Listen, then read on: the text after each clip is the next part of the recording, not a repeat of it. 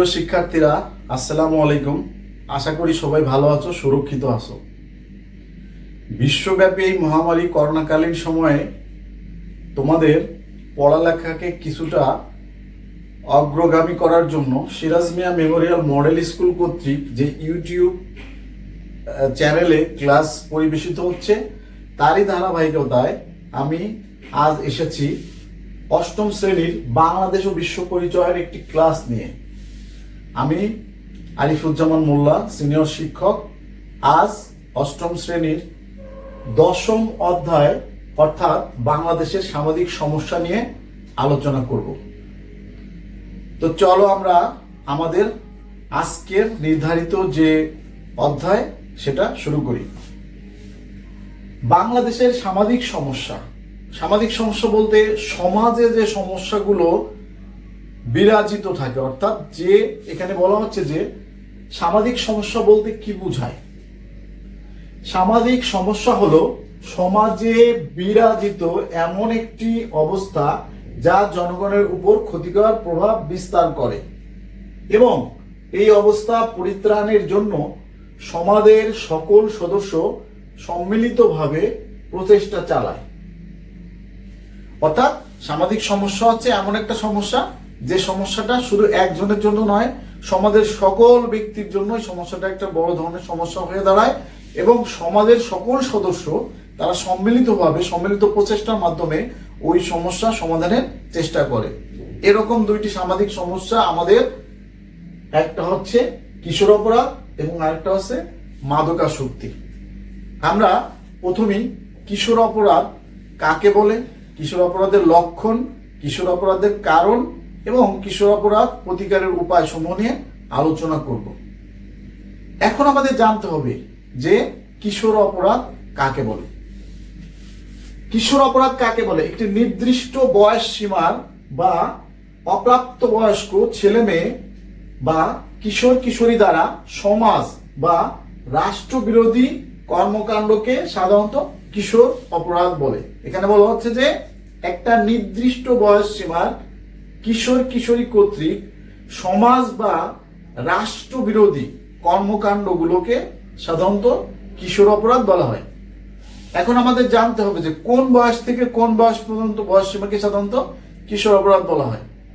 এই কিশোর অপরাধীদের বয়স সীমা কিন্তু সারা পৃথিবীর সব দেশে একই বয়স সীমা না, ভিন্ন ভিন্ন দেশে ভিন্ন ভিন্ন বয়স সীমার কিশোর কিশোরীদেরকে কিশোর অপরাধের অন্তর্ভুক্ত করা হয়েছে। এখন আমরা জানবো কোন দেশে কত বয়স থেকে কত বয়স পর্যন্ত বয়স সীমাকে কিশোর অপরাধী বলা হয়।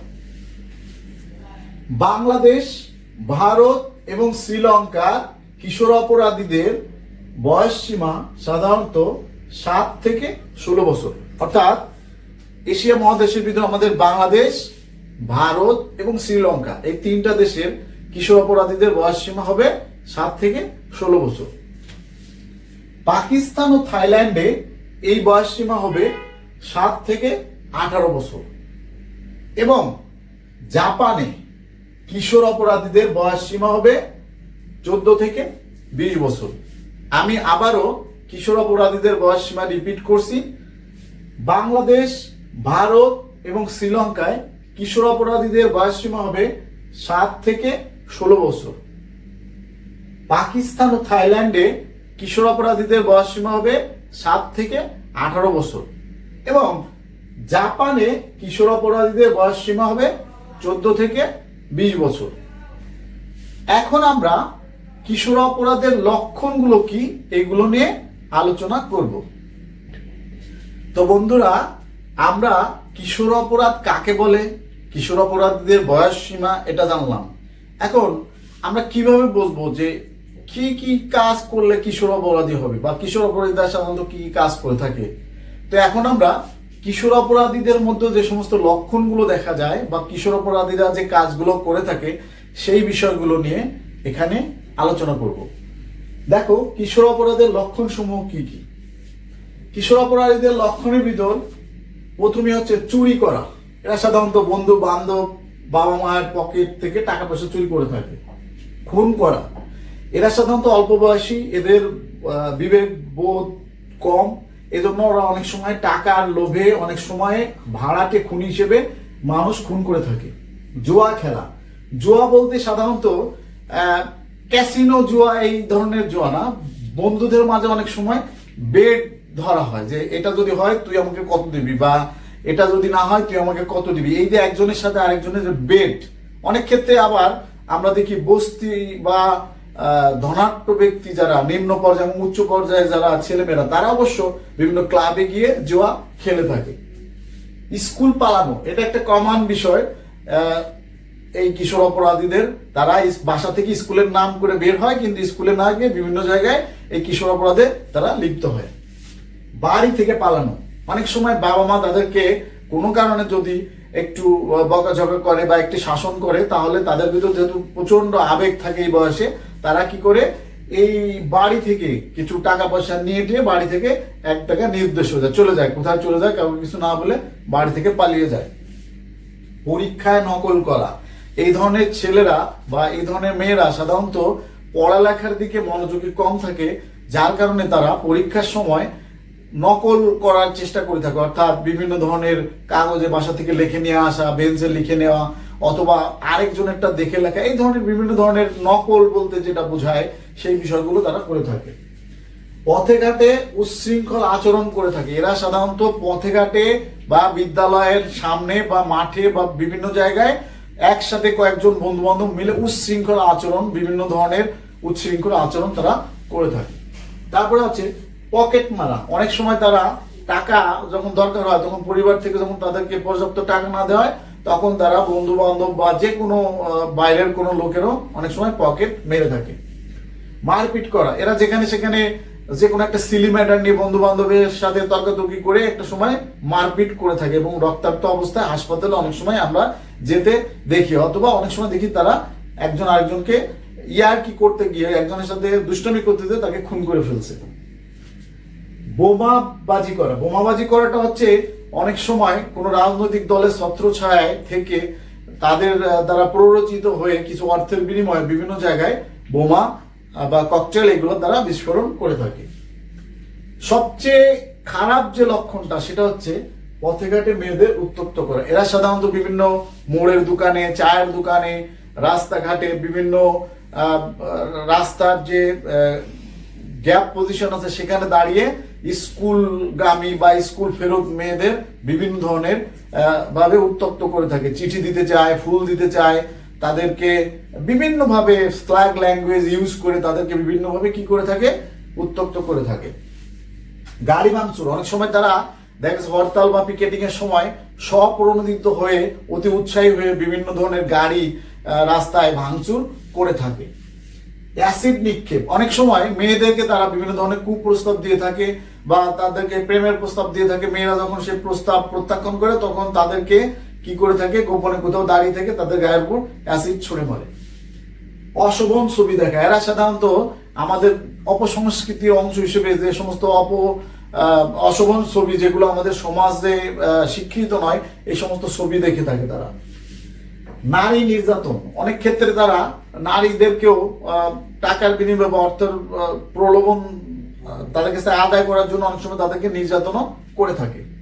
মাদক গ্রহণ, এটা তাদের একটা সবচেয়ে আরেকটা কারণ। মাদক গ্রহণ, একটা নির্দিষ্ট বয়সে তারা বন্ধু বান্ধব মিলে একটা জায়গায় বসে ফাঁকা জায়গায় সিগারেট থেকে শুরু করে বিভিন্ন ধরনের মাদক তারা গ্রহণ করে থাকে।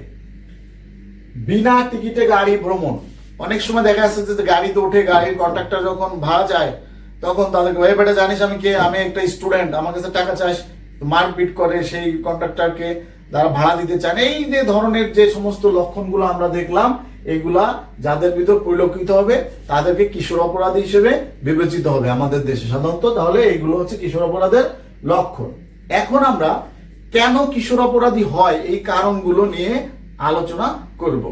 অপরাধের কারণ সমূহ কি কি, এটা নিয়ে এখন আমরা আলোচনা করব। কিশোর অপরাধী কেন হয়? মানুষ তো অপরাধী হয়েই জন্মগ্রহণ করে না, সামাজিক বিভিন্ন পরিপ্রেক্ষিতে বিভিন্ন পর্যায়ে এসে তারা অপরাধী হয়। অপরাধী কেন হয় সেই বিষয় নিয়ে আমরা আলোচনা করব। এখন প্রথমেই হচ্ছে কিশোর অপরাধী হওয়ার সবচেয়ে বড় এবং সবচেয়ে প্রধান কারণ যেটা, সেটা হচ্ছে দারিদ্রতা। অর্থাৎ নিম্ন পর্যায়ে বা বস্তি এলাকার বা মধ্যবিত্ত পরিবারের ছেলেমেয়েরা তাদের চাহিদা মতো যে সমস্ত বিষয়গুলো সেগুলো বাবা মায়ের কাছ থেকে সাধারণত পায় না। বাবা মায়ের কাছে যখন চায় তারা, তখন বাবা মা তাদের এই চাহিদাগুলো পূরণ করতে পারে না। তখন তারা নিজেদের প্রতি বিতৃষ্ণা হয়ে তখন বিভিন্ন ধরনের অপরাধ কর্মে তারা জড়িত হয়ে পড়ে। অর্থাৎ তাদের যে সমস্ত সামাজিক এবং যেগুলোকে মৌলিক অধিকার এগুলো পূরণ করতে না পারার ফলে ছেলে মেয়েদের ভিতরে একটা ক্ষোভ তৈরি হয় এবং এই দারিদ্রতা থেকে পরবর্তীতে তারা কিশোর অপরাধে পরিণত হয়। 2 নম্বরে বলা হচ্ছে পারিবারিক ও সুস্থ সামাজিক পরিবেশের অভাব। পারিবারিক ভাবে এবং সামাজিক ভাবে যে এলাকায় সে বসবাস করে সেই এলাকা অথবা তার পারিবারিক বিভিন্ন সমস্যা, এই যে বললাম আমরা সুস্থ পারিবারিক এবং সামাজিক সমস্যার কারণেও অনেক সময় আমাদের দেশে শিশু কিশোররা এই কিশোর অপরাধী হয়ে পড়তে পারে। 3 নম্বরে পিতামাতার অবহেলা। আমাদের দেশে বেশিরভাগ ক্ষেত্রে আমরা দেখি এখন বর্তমান যুগে এসে বাবা মা দুজনেই চাকরিজীবী এবং সকালবেলা উঠেই বাবা মা দুজনেই যার যার মতো করে ব্যস্ত হয়ে তারা তাদের কর্মক্ষেত্রে চলে যায়। সেক্ষেত্রে আমাদের দেশের ছেলেমেয়েরা গভর্নেন্স বা আয়া বুয়া এদের কাছে সাধারণত তারা লালিত পালিত হয়। এই যে বাবা মায়ের অবহেলা বা বাবা মাকে তারা না পাওয়া, কাছে না পাওয়ার জন্য তাদের ভিতরে একটা ক্ষোভ তৈরি হয় এবং এই ক্ষোভ থেকে আস্তে আস্তে তারা পরবর্তীতে ক্রেজি হয়ে যায় এবং একটা সময় দেখা যাচ্ছে যে তারা বাইরে সময় অন্যদের সাথে কাটাতে পছন্দ করে এবং কিশোর অপরাধীতে পরিণত হয়। আদর যত্নের অভাব। এর একটু আগে যে পয়েন্টটা বললাম যে বাবা মা না থাকলে বাবা মার সন্তানের প্রতি যে একটা আদর বা মমতা থাকে, বুয়া বা আয়া তাদের এই মমতাটা থাকে না। আমরা কিছুদিন আগে টেলিভিশনে একটা নিউজ দেখেছিলাম যে একজন ডক্টর দম্পতি, তারা দুজনেই চাকরি করে, তো ওই বুয়াটা ওই বাচ্চাটাকে খাওয়াইতে যায় কিন্তু ওই বাচ্চাটা খেতে চায় না। তখন আমরা দেখলাম যে তাকে শারীরিকভাবে কিভাবে নির্যাতন করে ওই বুয়াটা। এইভাবে শারীরিকভাবে নির্যাতন, অর্থাৎ এই যে আদর যত্নের অভাবে একটা সময় তাদের ভিতর একটা মানসিকভাবে তারা কিশোর অপরাধের দিকে বা বিভিন্ন বাইরের জগতের দিকে ঝুঁকে পড়ে এবং কিশোর অপরাধী হয়ে যায়। পিতা মাতার অকাল মৃত্যু। অনেক সময় দেখা যাচ্ছে বাবা এবং মা খুব মানুষের খুব প্রিয় দুইটা মানে ব্যক্তিত্ব, এদের কেউ কোনো কারণে, কোনো দুর্ঘটনাজনিত কারণে হোক বা যে কোনো কারণে যদি মারা যায় তাহলে মানসিকভাবে একটা শক ছেলে মেয়েরা পেয়ে থাকে এবং এই শক থেকে অনেক সময় তারা তাদের মানসিক ভারসাম্যহীনতা এবং পরবর্তী দেখা যায় একটা সময় তারা এইটাকে ভোলার জন্য বিভিন্ন ধরনের অপরাধমূলক কর্মকাণ্ডের সাথে লিপ্ত হয়ে যায়। অর্থাৎ বাবা মায়ের অকাল মৃত্যু কিশোর অপরাধের একটা অন্যতম কারণ।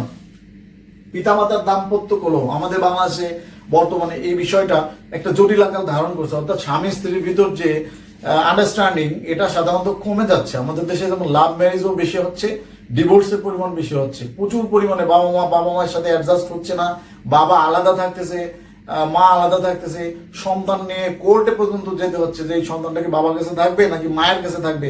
এটা নিয়ে ওই যে তাকে নিয়ে টানা হেঁচড়া করে, এটা তার মানসিকভাবে তাকে প্রচন্ড ভাবে হেয় করে, অনেক সময় বন্ধু বান্ধবের সাথে মিশতে পারে না। এই ধরনের বিষয় থেকে একটা সময় সে কিশোর অপরাধীতে পরিণত হতে পারে। অর্থাৎ বাবা মায়ের দাম্পত্য কলহ এর জন্য দায়ী হতে পারে। চিত্ত বিনোদনের অভাব। আমাদের দেশে বাচ্চাদের চিত্ত বিনোদনের আসলেই অনেক অভাব। আমরা বাচ্চাদেরকে সব সময় শুধু বলি পড়ালেখা করো, HW করো, CW করো, এই অঙ্কটা করো, তোমাকে ডাক্তার হতে হবে, ইঞ্জিনিয়ার হতে হবে, এই যে প্রেশার গুলো তাদেরকে দেওয়া হয়। কিন্তু বুঝতে হবে যে তাদের যে বয়সটা, তাদের যে বয়সের রেঞ্জটা, এই বয়সে তাদেরকে কিছু বিনোদন দরকার আছে। বিনোদনটা পারিবারিক ভাবে হতে পারে, কোথাও ছুটির দিনে বাবা মা সবাই মিলে ছেলে মেয়ে নিয়ে একসাথে ঘুরতে যাওয়া, কোনো রেস্টুরেন্ট, একটা ভালো রেস্টুরেন্টে খাওয়া, পারিবারিক ভাবে একটা সিনেমা দেখতে যাওয়া সবাই মিলে, বা এইভাবে সন্তানদেরকে সময় দিয়ে তাদেরকে চিত্ত বিনোদনে খেলাধুলার ব্যবস্থা করে দেয়, ইনডোর হোক বা বাইরে হোক, যে কোনো জায়গায় তাদেরকে মেন্টালি রিক্রিয়েশন করার জন্য তাদেরকে সময় দিতে হবে বা তাদের চিত্ত বিনোদনের ব্যবস্থা করতে হবে। এই চিত্ত বিনোদনের অভাবে অনেক সময় আমাদের ছেলেমেয়েরা অপরাধী হয়ে ওঠে। বন্ধু বান্ধবদের প্ররোচনায়। A good company makes a man good and bad company makes a man bad. অনেক সময় আমরা দেখি যে কিছু কিছু মানে বাবা মাকে এটা লক্ষ্য রাখতে হবে যে আমার ছেলে মেয়ে কার সাথে মিশে। অনেক সময় কিছু কিছু বন্ধু বান্ধব আছে এই বাচ্চাদেরকে বিভিন্ন খারাপ দিকে নিয়ে যায়, মাদকের দিকে নিয়ে যায়, বলে যে প্রতিদিন স্কুলে যাই কি হবে, প্রতিদিন স্যারের কাছে পড়তে যাই কি হবে, চল আজকে একটু আমরা আফতাবনগর ঘুরতে যাই, চল আজকে আমরা একটু ওই যমুনা ফিউচার পার্কে যাই, চল আজকে আমরা একটু বসুন্ধরা সিটিতে যাই। এভাবে বাচ্চাদেরকে তাদের রেঞ্জের বাইরে নিয়ে বিভিন্ন ধরনের সমাজ এবং রাষ্ট্রবিরোধী কর্মকাণ্ডে তারা নিয়ে যায়। জন্য বন্ধু বান্ধবের প্ররোচনা অনেক সময় কিশোর অপরাধী হতে পারে। বস্তির খারাপ অভিজ্ঞতা, আমরা দেখি বস্তিতে যারা থাকে তাদের ভিতর ঝগড়াঝাটি, মারামারি এবং বিভিন্ন ধরনের স্ল্যাং ল্যাঙ্গুয়েজ সেখানকার বাবা মা ইউজ করে থাকে এবং এগুলো থেকে সন্তানরাও শিখে থাকে এবং তারা একটা সময় ওই অপরাধ জগতের ভিতর থেকে বেড়ে উঠতে উঠতে একটা সময় নিজেই বড় অপরাধী হয়ে ওঠে। এজন্য বস্তির খারাপ অভিজ্ঞতাও এই কিশোর অপরাধের একটি গুরুত্বপূর্ণ কারণ। শারীরিক বা মানসিক ত্রুটি, অনেক সময় শারীরিকভাবে যদি কেউ বিকলাঙ্গ হয়, অ্যাবনর্মাল চাইল্ড হয়, স্পেশাল চাইল্ড হয় বা মানসিকভাবে ভারসাম্যহীন হয়, তখন তারা মনে করে যে এটা তাদের একটা অপরাধ। এই অপরাধ বোধ থেকে তারা স্বাভাবিকভাবে সমাজের অন্য সদস্যদের সাথে চলতে পারে না, তখন তারা কিশোর অপরাধের দিকে ঝুঁকে পড়ে। মোবাইল ও ইন্টারনেটের অপব্যবহার ভেরি ভেরি ইম্পর্টেন্ট একটা পয়েন্ট। বর্তমানে আমাদের দেশে তরুণ সমাজ, বিশেষ করে টিনেজার যারা, তারা কিন্তু এই মোবাইল এবং ইন্টারনেটের অপব্যবহারের কারণে নষ্ট হয়ে যাচ্ছে। তারা বিভিন্ন যে সমস্ত ওয়েবসাইট গুলো নিষিদ্ধ সেখানে যাওয়ার চেষ্টা করতেছে, সাইবার ক্রাইম করতেছে, তারা বিভিন্ন ধরনের গেমসে চলে যাচ্ছে, যে তারা একটা অ্যাডিকশনে চলে যাচ্ছে এবং এটাও কিশোর অপরাধের একটি অন্যতম কারণ। এতক্ষণ আমরা কিশোর অপরাধের কারণ সমূহ নিয়ে আলোচনা করলাম। এরপরে আমি এখন কিশোর অপরাধের এই অপরাধ থেকে প্রতিকারের উপায়গুলো নিয়ে আলোচনা করব। তো আমরা এর আগে কিশোর অপরাধের কারণ সমূহ নিয়ে আলোচনা করেছি। এখন আমরা কিশোর অপরাধের প্রভাব এবং প্রতিকার। প্রভাব হচ্ছে কিশোর অপরাধের দ্বারা সমাজে কি ধরনের প্রভাব হয়। কিশোর অপরাধের দ্বারা সমাজে অনেক ধরনের সমস্যা সৃষ্টি হয়, সামাজিক বিশৃঙ্খলার সৃষ্টি হয়, পারিবারিক অশান্তি হয়। সাধারণত যে সমাজে একজন কিশোর অপরাধী থাকে সেই ফ্যামিলির যা মা বা ভাই বোন, তারা যখন রাস্তায় বের হয় তাদেরকে নিয়ে মানুষ বিভিন্ন ধরনের হাসি তামাশা তাচ্ছিল্য করে থাকে, সামাজিকভাবে তাদেরকে ছোট করে দেখা হয়, তারা বিভিন্ন ধরনের সমস্যায় পড়ে থাকে এবং একই সাথে ওই কিশোর অপরাধীর দ্বারা সমাজে বিভিন্ন ধরনের বিশৃঙ্খলা, নৈরাজ্য, সমাজ আইন বিরোধী কর্মকাণ্ড পরিলক্ষিত হয়। এজন্য কিশোর অপরাধের প্রভাবটা আমাদের সমাজের জন্য অনেক খারাপ একটা বিষয়। এখন আমাদের আলোচ্য বিষয় হচ্ছে এই কিশোর অপরাধ, এটাকে কিভাবে প্রতিরোধ করা যায় সেটা নিয়ে আমরা এখন আলোচনা করব। প্রথমে এখানে বলা হয়েছে অভিভাবক সচেতনতা ও দায়িত্ব। আমাদের দেশের অভিভাবক যারা আছেন, আমরা অবশ্যই আমাদের সন্তানদেরকে ভালোবাসি, তাদেরকে স্নেহ করি, আদর করি, কিন্তু তারপরও আপনাদের কাছে একটা মেসেজ যেটা থাকবে সেটা হচ্ছে যে সন্তানদেরকে অবশ্যই আপনারা সচেতন থেকে আপনাদের নিজস্ব যে ফোকাসটা এটা সন্তানের উপর যেন থাকে। অর্থাৎ সন্তান কোথায় যায়, কার সাথে চলে, বন্ধু বান্ধব কারা, তারা কেমন, সন্তান রাত জেগে কি করে, এত রাত পর্যন্ত মোবাইলে কি কাজ, কত রাত্রে সে ঘুমাইতে যায়, সকালবেলায় দেরি করে উঠে কেন, ঠিকমতো টিচারদের কাছে যাচ্ছে কিনা, পড়ালেখাটাকে ঠিকমতো করছে কিনা। এইভাবে একটা অভিভাবককে সন্তানকে হাতে গড়ে তাকে মানুষের মতো সমাজের একজন যোগ্য মানুষ হিসেবে মানুষ করতে হবে। এই জন্য এখানে বলা হচ্ছে অভিভাবক সচেতনতা এবং তাদের দায়িত্ব। অর্থাৎ অভিভাবক যদি সচেতন হয় তাহলে সেই অভিভাবকদের সন্তান কিশোর অপরাধী হওয়ার সুযোগ থাকে না। এই জন্য অভিভাবকদের সচেতন হতে হবে। আর্থ সামাজিক কর্মসূচি, আমাদের বাংলাদেশের সামাজিকভাবে যে সমস্ত কর্মসূচিগুলো আছে শিশু কিশোরদের জন্য, তাদেরকে খেলাধুলার ব্যবস্থা করা, পাঠাগার স্থাপন করা, অর্থাৎ লাইব্রেরি, সেখানে গেলে তারা বই পড়ার সুযোগ পাবে। এইভাবে মাঠ থাকবে, খেলাধুলার ব্যবস্থা থাকবে তাদের, পার্ক থাকবে, সেখানে ঘোরার ব্যবস্থা থাকবে তাদের। এইভাবে আর্থ সামাজিক যে কর্মসূচি আছে, সামাজিকভাবে ছোট ছোট ছেলে মেয়েদের কিভাবে এই কিশোর অপরাধ থেকে ফেরানো যায়, এই সমস্ত পরিকল্পনাগুলো সাধারণত আর্থসামাজিক কর্মসূচির মাধ্যমে এই কিশোর অপরাধ আমরা প্রতিকার করতে পারি। তারপর আছে শিক্ষা ব্যবস্থার পর্যাপ্ত সুযোগ। আমাদের দেশে পর্যাপ্ত পরিমাণে শিক্ষার সুযোগ ব্যবস্থা না, শিক্ষা ব্যবস্থাটা অনেকটা ব্যয়বহুল। যদিও গভর্নমেন্ট শুধুমাত্র বই ফ্রি করে দিয়েছে, আবার প্রাইমারি স্কুলে, সরকারি প্রাইমারি স্কুলে বেতন লাগে না, কিন্তু আমাদের দেশে এত বেশি প্রাইমারি স্কুল নাই যেখানে সব ছেলে মেয়ে পড়ালেখা করতে পারে, বা ভালো মানের এত সরকারি স্কুল নয় যেখানে সবাই চান্স পেতে পারে, একটা প্রতিযোগিতা চলে পড়ালেখা করার জন্য। এজন্য এই পর্যাপ্ত পরিমাণ যদি স্কুল থাকতো বা সেখানে স্কুলের ফিস যদি কম থাকতো, তাহলে সব বাবা মা তার ছেলে মেয়েদেরকে স্কুলে পাঠাতে পারতো, এবং স্কুলে সাধারণত গঠনমূলক যে সমস্ত বিষয়গুলো এগুলো শিক্ষকরা শিক্ষা দিয়ে থাকে। এজন্য শিক্ষা ব্যবস্থা পর্যাপ্ত সুযোগ সুবিধা যদি করা যায়, তাহলে আমাদের দেশ থেকে কিশোর অপরাধ সাধারণত প্রতিরোধ করা যাবে। চিত্ত বিনোদনের ব্যবস্থা করতে হবে। আগেই পয়েন্টটা আলোচনা করেছি, চিত্ত বিনোদন। বাচ্চাদেরকে শুধু গিনিপিগ বানানো যাবে না, বাচ্চাদেরকে শুধু বইয়ের বোঝা দিয়ে তাদেরকে চাপিয়ে দেওয়া যাবে না, তাদেরকে মেন্টালি রিক্রিয়েশনের সুযোগ দিতে হবে, তাদেরকে বিনোদনের ব্যবস্থা করতে হবে, তাদেরকে নিয়ে ঘুরতে যেতে হবে, ট্যুরে যেতে হবে, 2-3 দিনের জন্য বাইরে চলে যেতে হবে, দেখা যাচ্ছে যে ছুটি নিয়ে তাদের নিয়ে মাঝে মাঝে ভালো একটা রেস্টুরেন্টে গিয়ে খেতে হবে পরিবারের সবাইকে নিয়ে। অফিস থেকে ফেরার পরে খোঁজ খবর নিতে হবে, বাবা কেমন আছো, তোমার লেখাপড়ার খবর কি, তোমার কোনো সমস্যা আছে কিনা, তোমার কিছু লাগবে কিনা। এমনও আছে অনেক পরিবার যে বাবা সকালবেলা ছেলে মেয়েকে দেখে ঘুমিয়ে আসে, আবার রাত্রে বাবা অফিস থেকে এসে দেখে ঘুমিয়ে আসে, অর্থাৎ বাবা মায়ের সাথে ছেলে মেয়ের দেখাটা খুব একটা হয় না। এর কারণে এই চিত্ত বিনোদন বা বাবা মায়ের অভাবটা সাধারণত তাদেরকে অন্য একটা কিশোর অপরাধের দিকে নিয়ে যায়। জন্য বিনোদনের ব্যবস্থা করতে হবে। পারিবারিক ভাবে অনেক সময় একটা ভালো সামাজিক সিনেমা সবাই মিলে চলে গেল দেখতে, এভাবে বিনোদনের ব্যবস্থা করতে হবে। খেলাধুলার ব্যবস্থা করতে হবে, ইনডোর ক্যারাম হোক বা ছাদের উপর যে কোনো খেলা হোক, তাদের খেলাধুলার ব্যবস্থা করতে হবে, তাদের মেন্টালি রিফ্রেশমেন্টের ব্যবস্থা করতে হবে, তাহলে কিশোর অপরাধ থেকে তারা ফিরে আসবে। সর্বশেষ যে পয়েন্টটা নিয়ে আমি আলোচনা করবো সেটা হচ্ছে ধর্মীয় নৈতিক শিক্ষা পারিবারিকভাবে প্রদান করা। আমাদের দেশ মুসলিম ভিত্তিক দেশ, বা আমরা মুসলিম অধিকাংশ মানুষ, তাহলে আমাদের যে ধর্মীয় যে মূল্যবোধ বা ধর্মীয় যে নৈতিক শিক্ষাগুলো আছে, অর্থাৎ ছেলে মেয়েদেরকে কোরআন শিক্ষা দেওয়া, নামাজ শিক্ষা দেওয়া, তাদেরকে ধর্মীয় বইগুলো পড়ে শোনানো, ধর্মের কথাগুলো বলা, পাপ পুণ্যের কথা বলা, এভাবে তাদেরকে এই ধর্মীয় নৈতিক শিক্ষা বা পারিবারিকভাবে যদি প্রদান করা যায়, তাহলে আশা করা যায় যে বাংলাদেশ থেকে কিশোর অপরাধ সম্পূর্ণভাবে সমূলে উৎপাদন করা সম্ভব হবে। আমরা এতক্ষণ আমাদের বাংলাদেশের সামাজিক যে সমস্যাগুলো ছিল সেই সমস্যাগুলোর একটি সমস্যা অর্থাৎ কিশোর অপরাধ নিয়ে আলোচনা করলাম। এখন আমি মাদকাসক্তি, আরেকটা সমস্যা মাদকাসক্তি, এটা নিয়ে আলোচনা করব। আমরা এই ক্লাসটা শুরুর প্রথমেই তোমাদেরকে বলেছিলাম যে সামাজিক সমস্যা আমাদের সাধারণত দুইটা, একটা হলো কিশোর অপরাধ আর একটা হলো মাদকাসক্তি।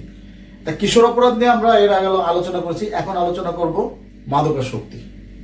এখানে মাদকাসক্ত সঙ্গীদের সাথে মেলামেশার মাধ্যমে কৌতূহলবশত মাদকাসক্তির সূত্রপাত ঘটে। মাদক প্লাস আসক্তি, অর্থাৎ মাদকের প্রতি আসক্তি, মাদক নেওয়ার জন্য যে আসক্তি, এটাকে বলা হয় মাদকাসক্তি। এটা সাধারণত হয়ে থাকে বিভিন্ন বন্ধু বান্ধবের প্ররোচনায় অথবা কৌতূহলবশত, অন টেস্ট হিসেবে অনেকে নিয়ে থাকে এটা এভাবে। তবে এখানে মাদক কি কি, আমাদের দেশে সাধারণত কি কি মাদক সাধারণত দেখা যায়? সিগারেট, গাঁজা, মদ, আফিম, ইয়াবা, বিভিন্ন ধরনের প্যাথেডিন ইনজেকশন, এইরকম আরো অনেক কিছু, যেগুলো মানুষের স্বাভাবিক যে চৈতন্য বা স্বাভাবিক সেন্সকে নন সেন্সে পরিণত করে, অচেতন করে ফেলে। অর্থাৎ মানুষের যখন হিতাহিত কোনো জ্ঞান থাকে না, মানুষ যখন মাদক গ্রহণ করে তখন তার হিতাহিত কোনো জ্ঞান থাকে না, ভালো মন্দ, কার সাথে সম্পর্ক ভালো কার সাথে কি এটা মনে থাকে না, সে তখন অন্য অচেতন অবস্থায় চলে যায়। আচ্ছা, এখন আমরা জানবো যে মাদকাসক্তির কারণ কি, কেন মানুষ মাদক গ্রহণ করে থাকে, কেন? প্রথমেই আমরা দেখি বেকারত্ব। মানুষ বেকারত্ব থাকতে থাকতে তাদের হতাশা তৈরি হয়, তখন তারা মাদকাসক্তির দিকে চলে যেতে পারে। 2 নাম্বার আছে নিঃসঙ্গতা। অনেক সময় ওই বললাম বাবা নাই, মা নাই, সবাই অফিসে গেছে, একা একা লোনলি থাকতে থাকতে নিঃসঙ্গতার কারণে মাদকাসক্ত হয়ে যেতে পারে। প্রিয়জনের মৃত্যু।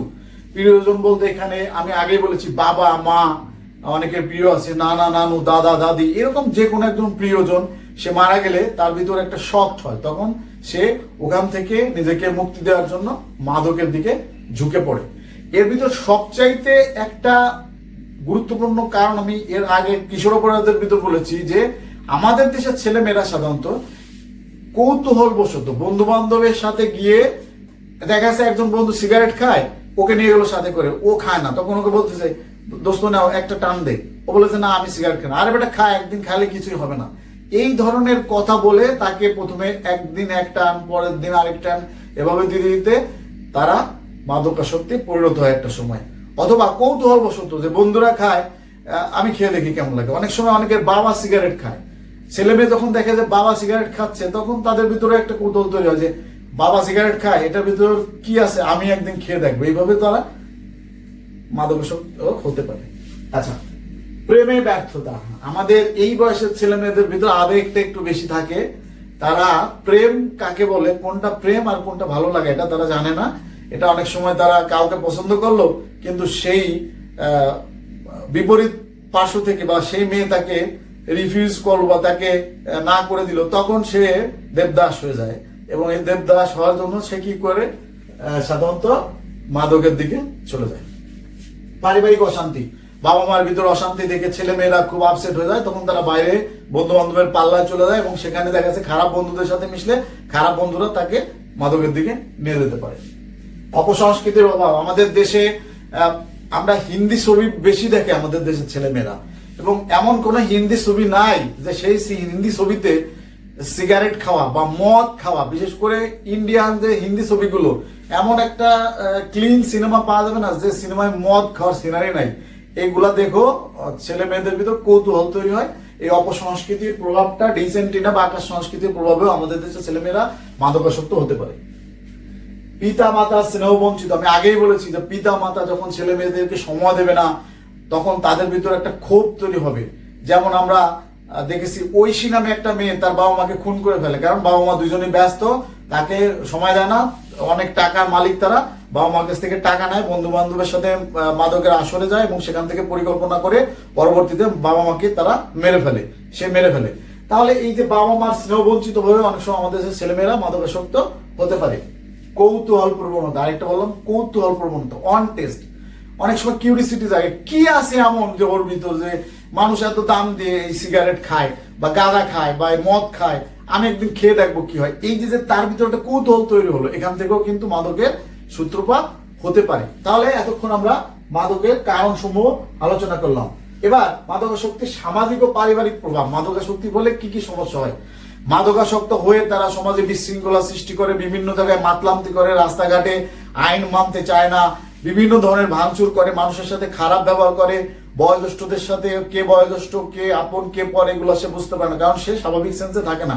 অনেক সময় পারিবারিক অশান্তি দেখা যায়, ঘরের ভিতর টাকা চায়, বাবা মার কাছে না দিলে ভাঙচুর করে, এটা আবার পাশের বাসার লোকজন শুনে কমপ্লেন করে, বিভিন্ন ধরনের সমস্যা সৃষ্টি হয় আমাদের সমাজে।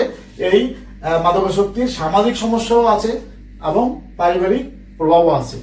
এখন আমরা আলোচনা করব এই মাদকাসক্তি থেকে কিভাবে ছেলে মেয়েদেরকে ফিরিয়ে আনা যায়, সেই বিষয়টা নিয়ে এখন আমি আলোচনা করব। এর আগে আমরা মাদকাসক্তির কারণগুলো নিয়ে আলোচনা করছি। এবার আমরা এই মাদকাসক্তি থেকে কিভাবে বাঁচতে পারবো বা প্রতিরোধের উপায় নিয়ে আলোচনা করব। নৈতিক শিক্ষার গুরুত্ব, অর্থাৎ ধর্মীয় শিক্ষা, পারিবারিক শিক্ষা যা আছে এটার উপর গুরুত্ব দিতে হবে। 2 নম্বরে হচ্ছে মাদককে না বলুন। সবচেয়ে ভালো স্লোগান, মাদককে না বলুন। তোমার বন্ধু যখন তোমাকে বলবে যে এটা নে, তুমি বলবো যে আমি এটা নেই না বা এটা আমি খাই না, ব্যাস, ডাইরেক্ট না বলা, শক্তভাবে মাদককে না বলা। আচ্ছা, মাদকাসক্তির বিরুদ্ধে সচেতনতা সৃষ্টি করা। বিভিন্ন প্রকার ইলেকট্রনিক্স মিডিয়া, সংবাদপত্র, টেলিভিশন, চলচ্চিত্র, বিলবোর্ড, লিফলেট, ফেস্টুন, ব্যানার, দেওয়াল লিখন, বিভিন্ন জায়গায় মাদকের বিরুদ্ধে সোচ্চার হতে হবে সবাইকে, সামাজিকভাবে, রাষ্ট্রীয়ভাবে। তাহলেই মাদকের সবল থেকে যুব সমাজকে রক্ষা করা যাবে।